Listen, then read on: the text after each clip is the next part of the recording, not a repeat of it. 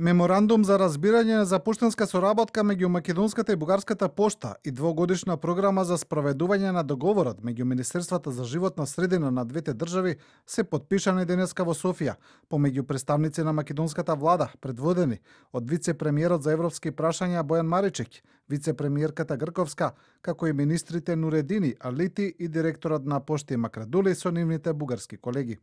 Зборовите ги преточуваме во дела, вели вице-премиерот Маричек.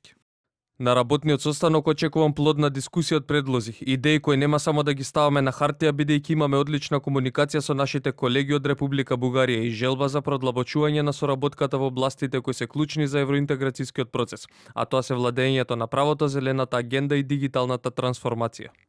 Во синоќешното гостување во анализата на телевизија 24, премиерот Димитар Ковачевски кажа дека билатералните прашања не може да бидат дел од преговарачката рамка со Европската унија. Треба да се врати довербата меѓу двете општества во Македонија и Бугарија, која во минатото беше нарушена,